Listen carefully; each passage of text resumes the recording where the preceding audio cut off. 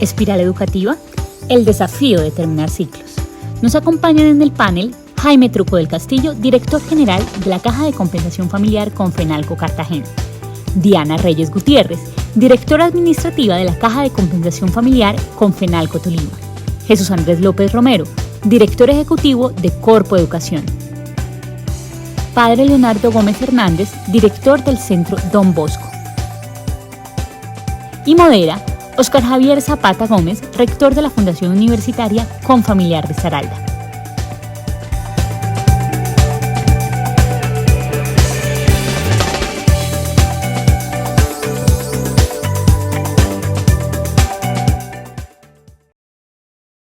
De medida técnica.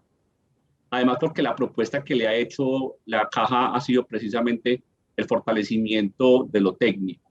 Y muy importante lo técnico porque la experiencia que se tiene de la institución educativa está asociado a un programa de administración de software y hardware en computadores que luego se junta con un ejercicio muy interesante para que puedan al final tener una relación y poder graduarse como técnicos en mantenimiento de hardware. Entonces, doctora Diana Lucía, bienvenida al conversatorio. Pues yo quisiera preguntarle a usted, ¿cuál cree que ha sido el éxito de que esta experiencia que se adelanta en la Caja de Compensación pueda mantener primero que todo ese nivel de A+, y cómo ha logrado el tránsito de esa institución a la educación para el trabajo y desarrollo humano? Esa sería pues como la pregunta que quisiéramos que nos contara usted de la experiencia, que además es una experiencia muy interesante para el país. Muchísimas gracias, Óscar Javier. Un saludo especial a todos los que están vinculados en este momento a esta charla y también un agradecimiento por permitirnos compartir esta experiencia que ha sido muy exitosa y muy importante para la comunidad educativa. Como bien lo decía Javier, la institución educativa Augusto E. Medina tiene un programa que ha venido gestándose desde el año 2005 que permite, a través de la alianza con el SENA, lograr que los estudiantes tengan una doble titulación. Esto es muy importante. Pero así de importante o más es integrar al sector empresarial a este programa. Seguramente siempre se oye del SENA, Confenalco, institución educativa, pero quiero contarles que este programa nace de unos talleres, unas charlas, unos diálogos que llevamos a cabo en su momento con el sector empresarial a fin de identificar el énfasis que debía tener nuestra institución y poder lograr subsanar esas necesidades que tenía el sector empresarial.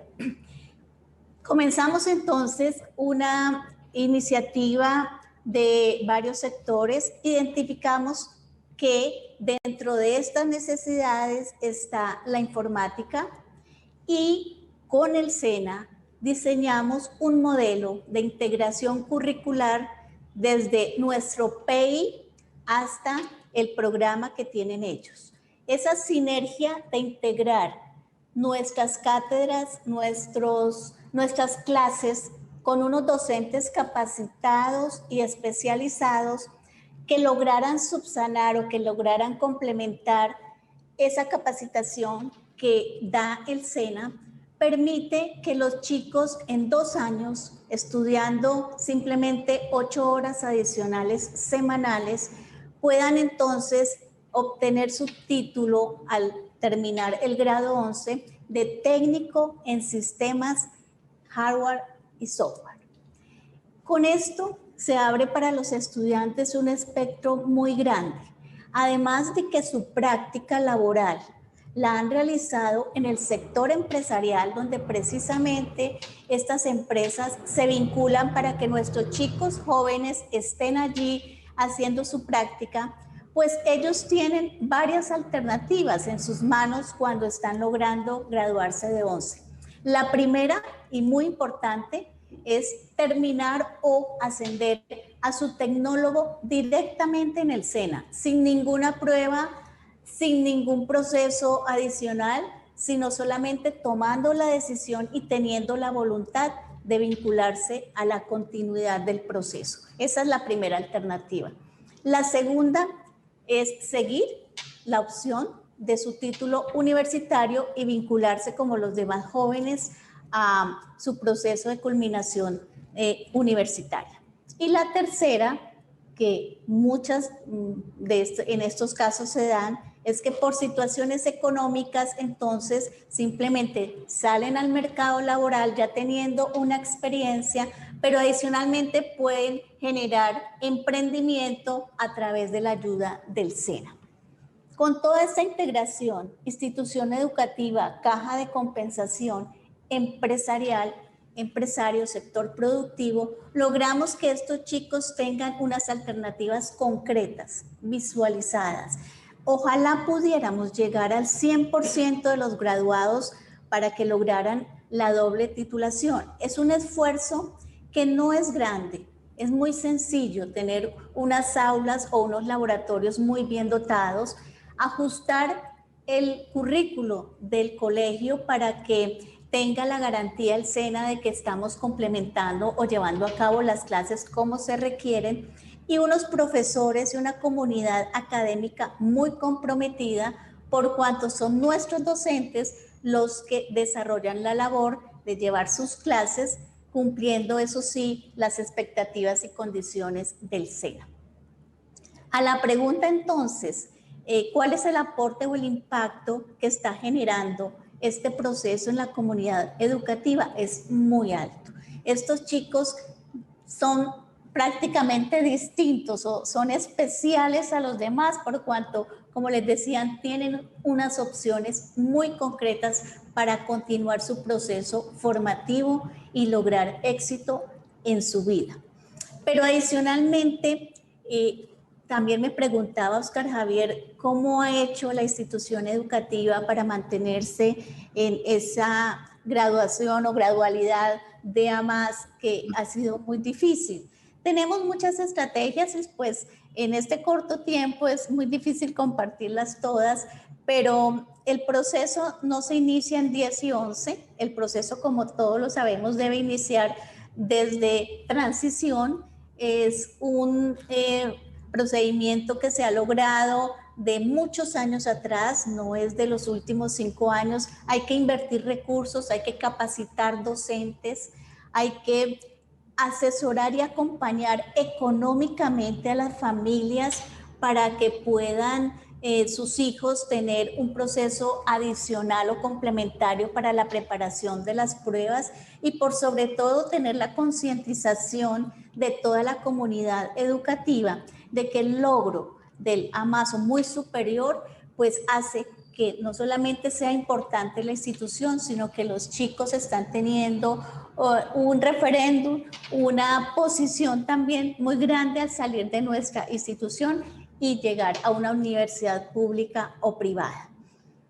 Creo que estamos haciendo las cosas como todos los hacemos y quienes nos acompañan con mucho amor, y tener una comunidad comprometida desde padres, docentes, niños en este tipo de programas en donde, por ejemplo, para llegar a esta doble titulación, pues no todos pueden llegar porque se hacen unos procesos de selección, pues la motivación que se tiene es tan grande que pues, nos da a veces tristeza de no poder lograr llegar al 100% de la cobertura de estos chicos que están saliendo de 10 y 11. Básicamente es nuestra experiencia. No sé, Oscar Javier, si tengas algo por preguntar. Lo hice muy sintetizadamente por cuanto el tiempo es muy reducido en esta charla. No, Diana, muy bien, muchas gracias. Pienso que esos son los esfuerzos que de todas las cajas de compensación lo vienen haciendo. Conozco muy cercano varios esfuerzos de la misma manera, esa articulación, es darle la posibilidad de que se puedan vincular muy rápidamente a la vida laboral. Y eso es clave en el ejercicio del servicio educativo que ofrecemos desde las cajas de compensación. En ese mismo sentido, quiero resaltar una de las cajas que a nivel nacional ha sido bandera y referente en el tema de educación, que es Confenalco Cartagena. Doctor Jaime Truco somos muy cercanos pues por el Tecnológico de Confenalco Cartagena, ha sido uno de los aliados en la construcción de Educajas, y creo que hay que resaltar que la ciudad escolar de Confenalco Cartagena, viéndola en su completo rigor desde la educación preescolar básica, primaria, media, técnica, laboral, mediante ese desarrollo que es el Centro de Educación para el Trabajo, y luego el tecnológico, ha sido un referente tanto en el sector empresarial. Creo que hay una famosa frase que le escuchaba al rector de Confenalco Cartagena, era que el tecnológico decía que al menos más del 80% de los ciudadanos de Cartagena tienen que ver con Confenalco Cartagena y específicamente con educación. Eso es una cifra muy importante en el marco de la cobertura y el impacto que puede generar estos servicios educativos que las cajas de compensación tenemos. Entonces, doctor Jaime, es una pregunta muy fácil, que creo que usted la tiene más que clara, es esa relación con el sector productivo, que ahora igual Diana lo planteaba. ¿Cómo ha sido esa relación con el sector productivo? ¿Y cuáles son esas lecciones aprendidas en este proceso importante, no solamente en Cartagena, sino en toda la costa atlántica? Ustedes son referentes, y qué bueno escucharlo de ustedes, cómo ha sido ese proceso para que las otras cajas también tomemos nota de cómo podemos plantear esas buenas prácticas. Gracias, Oscar Javier. Sí, efectivamente, y te corrijo, es Costa Caribe. Pero sí, el Tecnológico Confenalco ya cumplió 35 años, cuenta más de 30.000 egresados. Y la ciudad escolar Confenalco tiene ya va para los 50 años, y también ha tenido un gran número de egresados, bachilleres. Faltaba ese engranaje que era la educación para el trabajo, pues que nos lo habilitó la ley ya en el caso de nosotros fundamos ese desarrollo en el 2009. Lo primero, que tú me preguntas sobre el sector productivo. Cualquier programa que nosotros abordamos, lo pensamos siempre dentro de la vocación productiva de la ciudad y la región. Eso es especialmente pertinente en una caja de compensación, porque las cajas somos cercanas a nuestras empresas afiliadas. Y debo decir que en el caso nuestro de ese desarrollo fue aún más sencillo, porque veníamos, gracias a Dios, con una buena aceptación dentro de lo que el Tecnológico Confenalco le había ofrecido a la zona industrial de Mamonal en sus principios, y después se entendió hacia otros sectores productivos. Pero nuestro fuerte siempre fueron los tecnólogos en sectores industriales. Hoy en día tenemos de todo. ¿Qué hacemos nosotros? Que creo que podemos compartir con otras cajas de compensación esta misma similitud. Que nuestra parte de integración con las empresas, fuera de que estamos inspirados en la vocación productiva, en las necesidades de nuestras empresas, nosotros además lo integramos en nuestros procesos comerciales con la empresa. Es decir, nosotros, el tema de las prácticas laborales de nuestros estudiantes de ese desarrollo lo hacemos parte de nuestros objetivos dentro de la cobertura de servicios, y eso nos ha permitido que nuestros estudiantes tengan una mayor facilidad en conseguir prácticas y por ende también de enganchar en estas empresas afiliadas. También esto aplica, yo creo que para todas las cajas de compensación, el hecho de tener hoy unas agencias de empleo nos ayuda también mucho en ese sentido, porque la gente ve un solo paraguas, una sola marca, una sola sombrilla, que es la caja de compensación. Entonces, consideramos que nuestros técnicos laborales han sido de muy buen recibo en la ciudad, y eso lo demuestran las cifras que tenemos. Me gustaría hacer énfasis en algo. Desde el día que nosotros empezamos, se concibió ese desarrollo, que es nuestro Centro de Educación para el Trabajo, lo pensamos pensando en la doble titulación.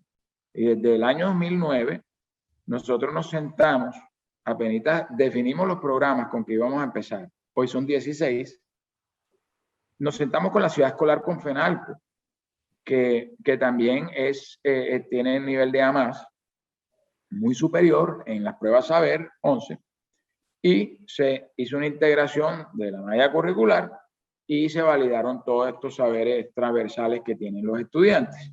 De tal manera que hoy así como en Confenalco Tolima, como nos explicaba Dianita, también un estudiante de la ciudad escolar de Confenalco puede entrar en 10 y 11 y salir titulado como técnico laboral. Paralelamente, lo que hicimos fue también una integración con el Instituto Tecnológico, la Fundación Universitaria Tecnológico Confenalco. Empezó siendo tecnología y ahora es una fundación universitaria. Entonces también hicimos un trabajo con ellos. Pero no nos quedamos ahí en nuestras instituciones, sino que luego abrimos a otros colegios de la ciudad e hicimos el mismo ejercicio. Y luego, por el otro lado, educación superior, abrimos a otras instituciones universitarias de la ciudad, hicimos el mismo ejercicio. Al punto que hoy ese desarrollo se convierte como un punto de convergencia donde un estudiante que está en un colegio de la ciudad que haya hecho este ejercicio con nosotros de integración, de coordinación, pueda pasar a ese desarrollo. De ese desarrollo puede pasar al tecnológico y si no quiere puede ir a Tecnar, por decir otro nombre de una institución universitaria similar. Y eso nos ha dado, creemos, unos buenos resultados en términos de permanencia y de disminución de la deserción.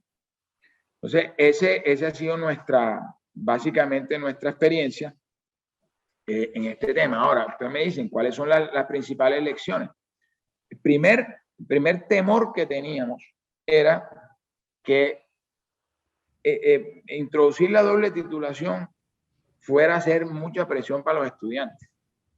Que el hecho de dedicarse a la técnica laboral le fuera a distraer de su media académica.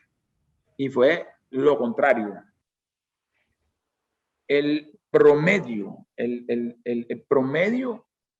resultado promedio, el graduando promedio, bachiller, que hizo la doble titulación, tiene mejores calificaciones que el que no la hizo. O sea, es decir, aumentó la productividad. Lo que era una inquietud de los padres al principio, resultó ser una gran cosa porque le hizo usar su tiempo mucho más efectivamente.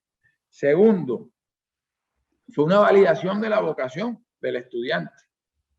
Entonces, el estudiante que estaba ya pensando en qué iba a estudiar o en qué área profesional se quería desempeñar, mediante esta técnica laboral, haciendo esta doble titulación, validó. Y eso también ha dado mayor facilidad en que pasen en las carreras que tienen, que buscaron o que les llamaron la atención en un principio. Y finalmente, pues ha sido una gran herramienta para algunos porque, pues, como caja de compensación, nosotros atendemos básicamente familias de medianos y menores ingresos, pero nosotros sabemos que aquí en este país se habla mucho de los estratos 1, 2 y 3, pero entre el estrato 1 y el 3 hay todo un abismo, mucho mayor que el que hay entre el 3 y el 6. Y entre el 1 hay no sé qué cuántos subestratos y entre el 2 es lo mismo. Entonces, no hay no son iguales los mismos estudiantes que están aquí. Hay unos que salen con la posibilidad de estudiar su educación superior, paga por sus padres, y hay unos que esto les da una herramienta para financiar su educación superior.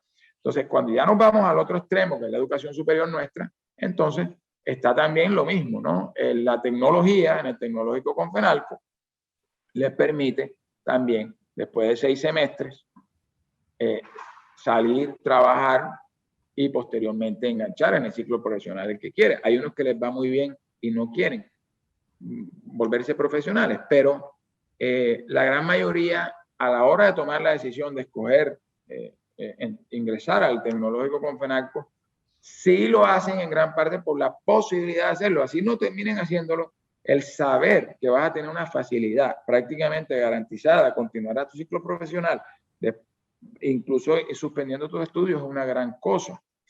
Y en el caso que los que salen con doble titulación o que salen técnicos laborales, también se ahorran entre 1 y 2 semestres, no 2 semestres, pero 1 y medio semestre en homologación de los créditos que hicieron. Entonces consideramos que eso ha sido un gran resultado. Obviamente no es fruto de ahora, es fruto de 45 años de énfasis en la educación, que fue lo que nuestro consejo directivo siempre identificó como una gran falencia en Cartagena y que lo sigue siendo hasta cierto punto.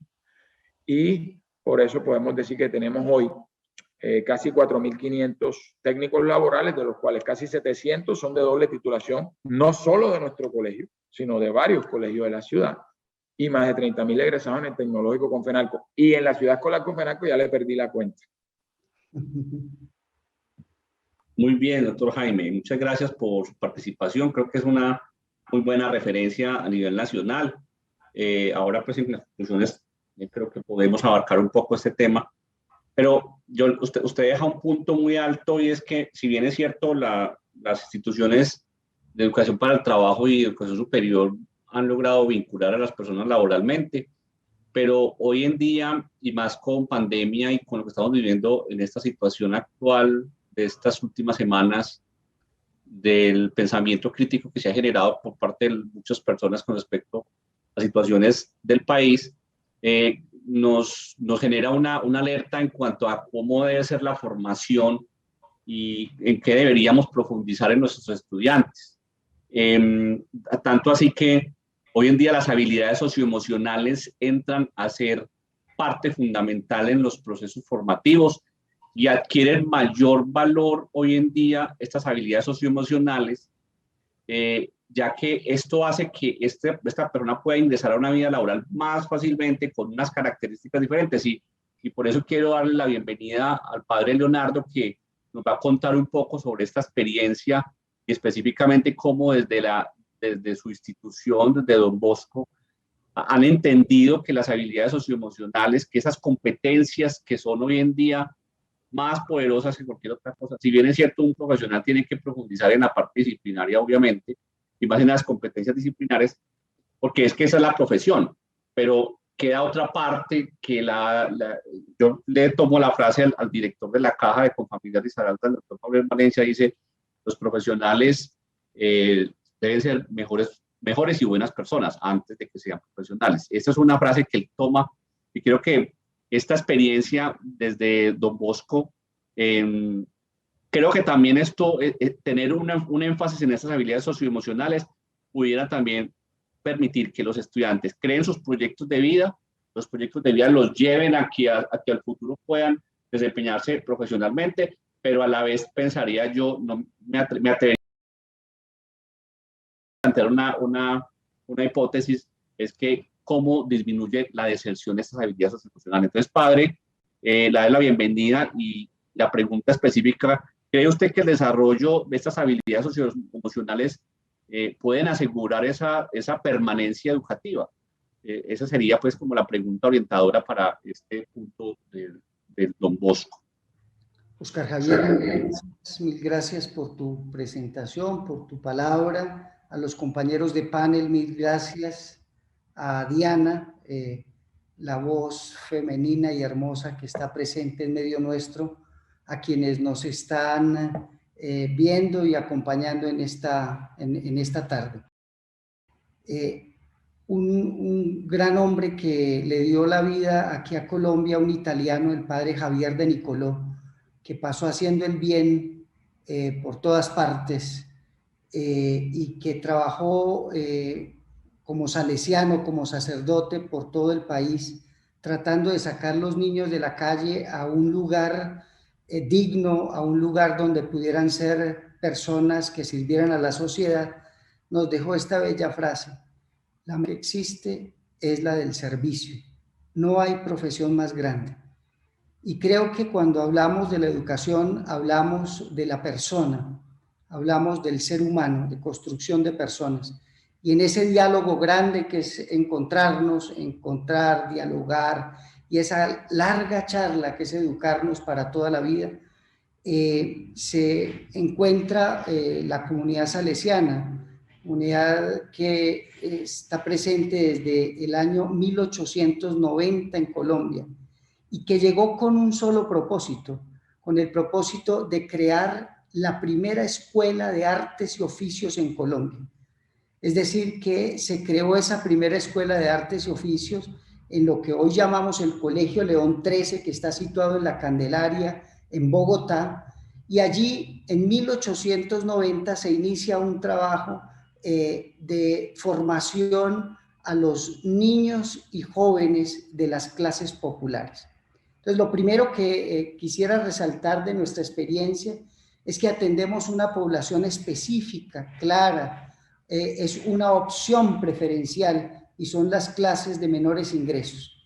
En todo el país donde se encuentran los salesianos, en Cartagena, en Tibú, en Barranquilla, en Tumaco, en Buenaventura, en los lugares donde nos encontramos, allí la opción preferencial está hacia las clases populares y clases de menores ingresos. Entonces, esa es una opción carismática de una comunidad que está dedicada a eso, a educar. Esa es su vocación, para eso nació, y el día que no haga eso, desaparece. Es decir, que allí, en este caso, en Colombia, en más de 130 años, hemos venido educando y acompañando procesos y proyectos de vida de nuestros estudiantes. El maestro de esa propuesta pedagógica, Educamos con el Corazón, es San Juan Bosco. Y San Juan Bosco tiene el principio, centra su proyecto, su propuesta en la persona del niño y en la persona del joven. Cree y está convencido que la forma, que la manera de llegar, de poder contribuir a la formación de un ser humano está en darle protagonismo a la voz del niño, a la voz del joven. Y por eso creemos en el protagonismo juvenil. Estamos convencidos que si son ellos los actores, no los adultos, no solo nosotros, quienes hemos dicho una palabra en la historia, ellos también en el momento dado dicen la palabra en la historia. Hoy coincide muy significativamente en este momento, hoy coincide en la celebración de Santo Domingo Sabio, un santo que se hace en la escuela de Don Bosco.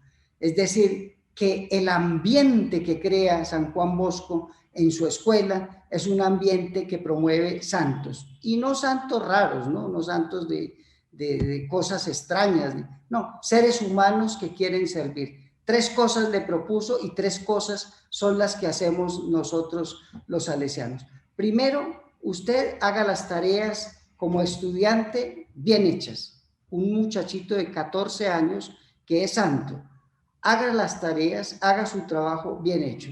Segundo, trate de hacerle el bien a todos los que puedan. Y tercero, esté siempre alegre. Esa propuesta que se convierte en un ser humano íntegro, un ser humano que es capaz de relacionarse con sus compañeros, relacionarse con la sociedad, nos permite decir que lo conocemos, que nos acercamos a él, y al conocerlo y querer y hacer lo que a ellos les gusta, podemos decirle que el sistema preventivo que nosotros proponemos desarrolle, saquen ellos lo positivo que tienen. Y ese poder sacar en la persona humana lo bueno que tiene. A veces en la escuela lo que miramos es lo que no es bueno, ¿no? Lo que no se relaciona con los demás, lo que no está dentro de la norma. En el sistema preventivo hablamos de educar en lo positivo, es decir, de encontrar lo grande que tiene cada persona y desarrollar en cada persona eso que él tiene y que puede hacerlo más grande en favor de los demás. Por eso, nuestra propuesta es una propuesta que valora igualmente el trabajo. Somos, y a lo largo de la historia de estos 130 años, los salesianos han dado un aporte muy grande a lo técnico y tecnológico en el país. Y nos hemos dedicado especialmente porque es la franja a las clases populares quien no tiene un oficio, quien no tiene una labor concreta para desarrollarse en la sociedad, pues simplemente vemos lo que está sucediendo y la queja que está pasando en el país hoy frente a todas estas propuestas. Sabemos que la juventud es lo más grande que tenemos. Si la niñez y la juventud no acceden a una educación que los comprometa con la sociedad, pues definitivamente estamos perdiendo el tiempo y habría que ir a otra cosa distinta, a montar tiendas de negocios y no centros de educación que permitan formar humanidad. El Papa Francisco nos ha llamado en este tiempo con urgencia a una sociedad más solidaria, una sociedad más igualitaria, una sociedad donde todos podemos estar, del color que seamos, del lugar que seamos, y esa es la tarea de educar. Y por eso, en la medida en que los jóvenes y los niños se sienten queridos dentro de nuestras instituciones educativas, en esa medida la deserción, mi querido Oscar, desaparece, porque quieren, están convencidos que el proyecto es de humanidad y no solo de un empleo que lo único que hace es responder a las necesidades básicas, pero no responder al ser humano que hay en cada uno de nosotros. En Don Bosco, esa es la tarea y tenemos que seguir trabajando y hacer mucho más por lo que aportamos a la educación. Gracias, espero que haya dado la respuesta. Padre, muchas gracias, qué buena reflexión. Yo sé que nos está dando el tiempo, pero quisiera darle una puntadita que creo que la hemos vivido. Los que trabajamos en las cajas de compensación nos identificamos muy claramente con la filosofía salesiana, porque como lo hemos manifestado, tenemos un don, una vocación por el servicio, una vocación para el otro, para darnos al otro. Nuestros afiliados, la mayoría son personas de estratos muy bajos, y lo que hacemos es que ellos puedan tener mejores condiciones de vida. Sí, Padre, muchas gracias por su participación. Y por último, Corpoeducación como una organización que busca acciones para desarrollar o para disminuir las brechas de inequidad entre los procesos educativos, a través del mejoramiento e innovación, como lo plantea el mismo presidente de Corpoeducación, Jesús López. Lleva más de 25 años de labores con el compromiso de aunar esfuerzos para contribuir a cerrar esas brechas de inequidad y lograr que Colombia sea un mejor país y que todos los niños y niñas y jóvenes reciban la educación a la que tienen derecho. Por eso el invitado de hoy, que nos cuente ese modelo de intervención basado en la gestión del conocimiento, la comunicación, la operación que ha implementado. Y yo le preguntaría a Jesús, ¿cuáles cree que serían esas claves estratégicas que usted recomendaría para que todas las instituciones escolares, de cualquier nivel, porque es que hablamos de la institución escolar, de los niveles desde la básica, desde el preescolar hasta la educación superior, serían claves para disminuir la deserción escolar? Y más aún, en términos de pandemia, que muchas instituciones vieron afectados por este tema. Entonces le doy la palabra a Jesús para que vamos cerrando este conversatorio.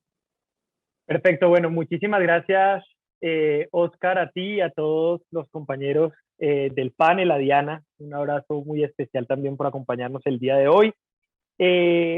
A todas las personas que nos están viendo, obviamente en este momento a través de sus celulares o de sus computadores, pues este es un espacio muy interesante. Además me toca hacer el cierre de la reflexión un poco centrado efectivamente en esto que hemos denominado desde hace algún tiempo la protección de las trayectorias educativas, ¿cierto? Que no es otra cosa que garantizar el tránsito de los niños, niñas y adolescentes por todo el sistema educativo, bien sea desde la primera infancia hasta que puedan ingresar a la educación superior. Esta es un poco como la labor que hace Corpoeducación, que es una labor de contribuir al mejoramiento de la calidad de la educación que reciben efectivamente estos niños y estas niñas, y siempre trabajando bajo el esquema de alianzas estratégicas, no solamente con el sector privado, sino también con el sector oficial, con cajas de compensación, con diferentes organismos a nivel nacional e internacional.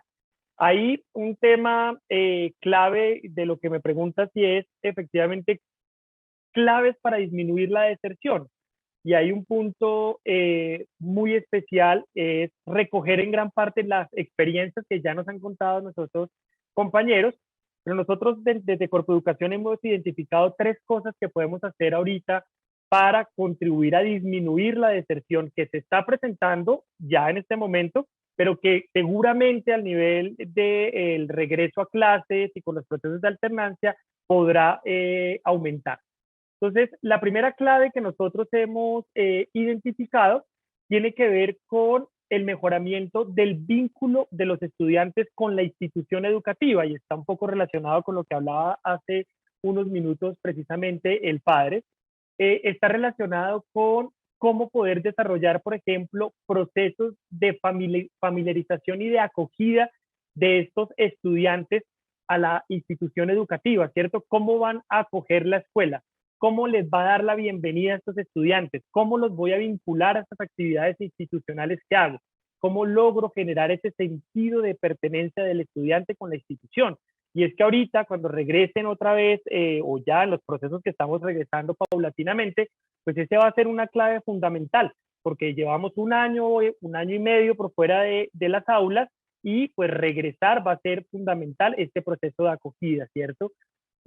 También tiene que ver con cómo las instituciones van a trabajar o deben trabajar en los procesos de entrega pedagógica entre grados, que es como, por ejemplo, un niño que está en quinto de primaria, cuando va a pasar al grado sexto, ese docente que tiene a los niños y niñas en el grado quinto, no solamente le hace la entrega académica de, bueno, aquí fulanito o fulanita pasaron de esta manera, sino realmente cómo logran identificar esas particularidades, ¿cierto? Contarle y transmitirle a los docentes, por ejemplo, en la secundaria, cómo son esos temas de convivencia, cómo son los temas socioemocionales que están viviendo los niños en quinto de primaria para pasar al sexto, y así hacerlo en cada uno de los diferentes niveles académicos en el paso, en la transición armónica de un grado a otro, para que realmente puedan sentirse pues acogidos y desarrollar este proceso.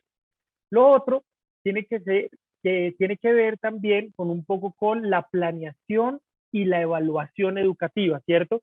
Como las instituciones, que es parte de lo que nos contaban ahorita los compañeros que pues, estuvieron antes que yo en el panel, también cómo hacer para basar esa evaluación y esa planeación en los intereses de los estudiantes, ¿cierto? Es una separación entre lo que quiere el estudiante, ¿cierto? Y realmente lo que está dando la institución educativa. Entonces ahí lo que tenemos que trabajar es por cerrar un poco esa brecha. Y otro de los puntos que tienen que ver con este mejoramiento del vínculo del estudiante con la institución educativa tiene que ver, lo decía Diana también en su intervención, con ese proceso de fortalecimiento y adaptación de los currículos para que estén acordes a esos intereses que tienen los estudiantes, pero también a sus contextos, ¿cierto? Pensando un poco en la ruralidad, pensando en el tema regional, pensando en el tema productivo, pensando en cuáles son los intereses y las posibilidades que tienen de acceso a la educación superior.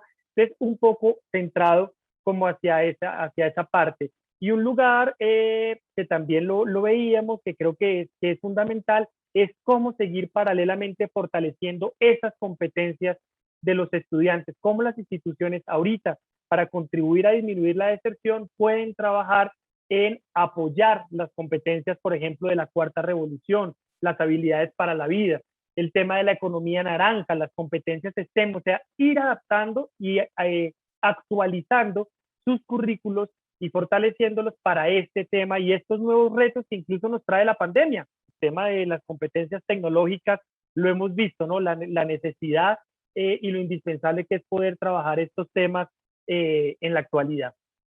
La segunda clave que hemos identificado en Corpoeducación, también un poco para esto, tiene que ver con cómo vamos a medir ahorita el regreso a clase.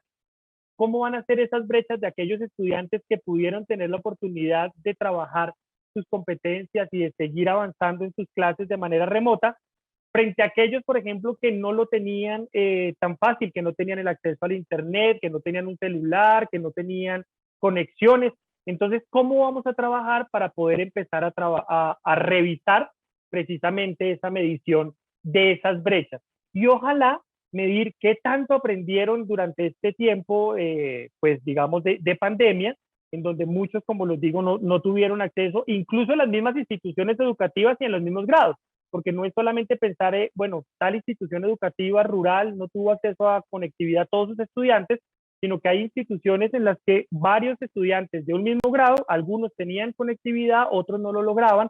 Entonces, empezar a medir esas brechas va a ser realmente fundamental.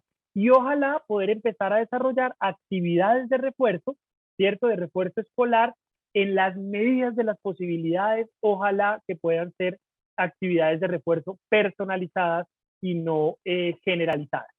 Eso creo que va a ayudar también a que el estudiante se sienta acogido, ¿cierto? Sienta que realmente puede volver a tomar el ritmo muy rápido y que pueda nivelarse a las competencias y a los conocimientos, pues, que debería tener en el grado en el que está, porque además también estamos enfrentándonos, que lo decía hace un momento, al tema de la evaluación, ¿no? ¿Cómo realmente voy a medir ahora a los estudiantes cuando durante un año, año y medio, pues no han tenido el acceso a la educación como debería ser? Entonces, esa es la segunda clave, el tema de refuerzo escolar. Y por último, creemos que hay un tema también muy importante que tiene que ver con la implementación y la adaptación en este momento de modelos educativos flexibles para esas poblaciones que tienen condiciones particulares, ¿no? Nos vamos a enfrentar a ¿qué? Estudiantes que salieron el año pasado, no siguieron estudiando y que ahora cuando quieran regresar van a tener extra edad. Entonces, modelos educativos para trabajar la extra edad con ellos. El tema de modelos educativos para la ruralidad, para el tema de los desplazados que tenemos en el país, para el tema de la población migrante que está llegando y que se está asentando en nuestras comunidades educativas, en nuestras sociedades. Entonces hay que empezar a desarrollar unos modelos educativos que le permitan a las instituciones educativas adaptarse a esta situación, ¿cierto? Pero también, y creo que no menos importante, que los estudiantes pues puedan realmente adaptarse a este nuevo modelo educativo al que estamos entrando. Entonces creo que esas son como las tres claves. Por supuesto pueden haber muchas más, pero creemos que estas tres claves pueden ayudar a las instituciones educativas y sobre todo al sector productivo, a las cajas de compensación, a las empresas, a las fundaciones que están apostándole y que le invierten al mejoramiento de la educación, pues son claves en las que también ellos pueden aportar y apoyar para que podamos continuar y tratar de disminuir, en este caso, pues que la pregunta puntual era hacia la deserción, cómo contribuir a que la deserción no vaya a ser tan grande o más grande de lo que puede ser en este momento. Entonces creo que con eso cerraría un poco mi intervención, Oscar. No sé si fui claro y respondí tu pregunta. Clarísimo, esos son los retos que nos quedan. No, pues lástima que tenemos tan poco tiempo, ya nos fueron los 45 minutos, por aquí me están haciendo señitas que vamos cerrando. Muchas gracias a todos ustedes por la participación en este conversatorio. Ojalá pudiéramos, como les dije, ampliar. Aquí hay muchos temas que discutir. Concluyo con tres cosas puntuales. El ejercicio que hacen las cajas de compensación en todos los ciclos de formación es el mejor ejemplo de cómo funciona un sistema educativo. Y lo segundo, padre Leonardo, importantísimo el tema de buenas personas. Creo que se ha dicho en todo el mundo la necesidad de cambiar la forma de educar hacia una educación integral, una educación que permita tener mejores ciudadanos, buenas personas y demás. Y esos son los retos que nos queda dar la educación. Y tercera conclusión se la dejaría a Jesús Andrés, es que la pandemia nos cambió y tenemos que aprender a convivir con nuevos modelos, realizar programas ajustados a las necesidades locales, regionales, internacionales. Tenemos que tener también una reflexión al interior de los procesos curriculares y reflexionar a través también de la relación, esa triada que siempre se ha llamado enseñanza, aprendizaje y evaluación. Entonces, no, muchas gracias. Lástima que no acaba el tiempo y un saludo para todos los que nos ven en este evento.